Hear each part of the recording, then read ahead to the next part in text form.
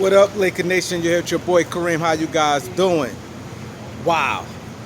Let's get to it. I'm seeing reports that people comparing the 2012 Laker team with this team here, as far as with a lot of star power. The 2012 Laker team was headlined by Kobe Bryant, Dwight Howard, Paul Gasol, and Steve Nash, and they had like high-end veterans like Antoine Jameson and Ron Artest, and then they had the so-called young guys who they was dependent on, like Earl Clark, Devin Ebanks, and Jordan Hill. So I want to make the comparison, and also that team was 0-8 in the preseason. This Laker team is 0-6 in the preseason.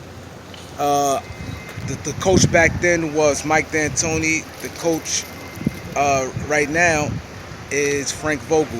So I'll make the comparison right now, and I want to tell you the difference of the team and why Laker fans don't need to panic and compare that team to this team.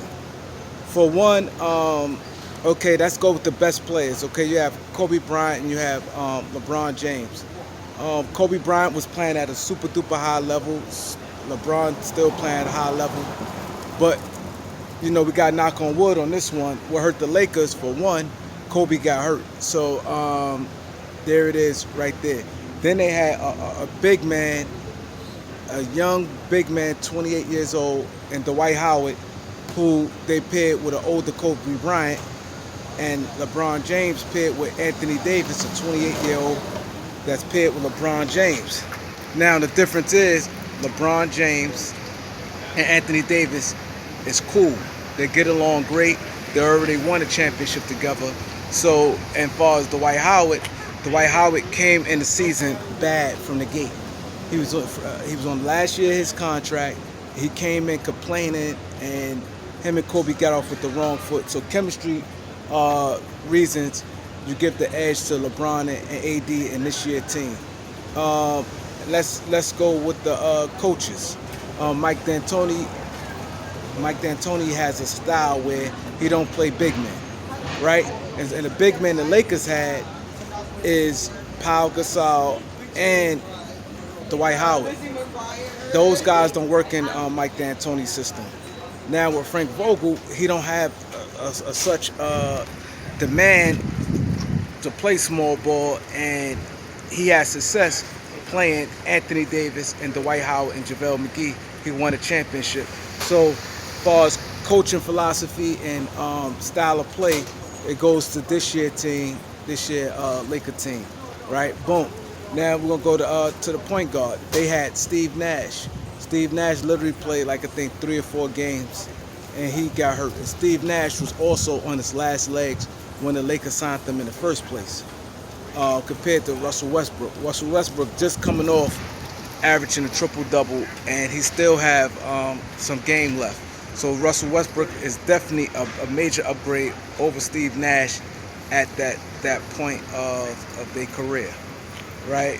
So then you have like the high-end veterans that they had back then, the Ron Artest, the Antoine Jameson. Ron Artest was super defensive player, strong, physical. Antoine Jameson was an offensive player, come in the game, give you buckets, right?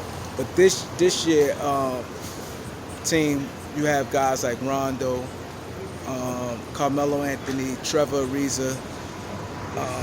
You have those type veterans and DeAndre Jordan. Those type veterans, I think that is better suited and can get the job done more better as a group. So I like that group of veterans more so compared to Antoine Jameson and Ron Artest. Now you go with the young players. Now the young players they had back then, they had a second-round pick, Devin Ebanks, but the Lakers had potential, and they had high hopes for him. He had some potential. He was 6'8", he was long, he was athletic. They also had Earl Clark, who was I think like 6'9", first round pick out of Louisville, had some talent. And then they had Jordan Hill, who's 6'10", a backup center, power forward, played both positions, the 4 and the 5. He was a former lottery pick. He was the 8th pick from the Knicks, and so the Lakers thought that he had some untapped potential because he didn't work out in New York. He was aggressive offensive rebounder. He was a solid player. But this year, collections of guys with THT, Kendrick Nunn, and Malik Monk is far, far more superior over them guys. If you look at them, they all had better careers so far. None of the three guys in one season, the season Malik Monk had, was better than all of them. Jordan Hill had a solid NBA season, but that season last year, I would edge Monk with, and THT is much more polished and much more established than what Ebanks and guys was. And then you have Kendrick Nunn, back-to-back double figures in both of his years. And so right there, I definitely edged the Lakers in that one. And you break down even deeper look in the roster. I think as far as depth, this roster definitely is better depth-wise. And they had like guys like on the previous team, guys like Steve Blake was on that team, Chris Duhon. But this team here is definitely more superior. They battle tested. They won a championship already. Some of the guys we got on the team had been there before. And I think the chemistry is the number one thing. And so the chemistry alone, we got to edge this team. So Laker fans, you heard from me, a guy who was around in 2012 and the guy who's around now. Don't worry. This is totally two different isolated situations. For one, like I said, when chemistry happened, that's why my concern, what I said about Kyrie Irving.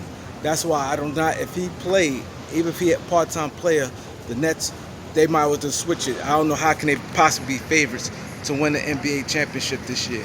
So with the that chemistry is major, and the Lakers' chemistry is A1 right now.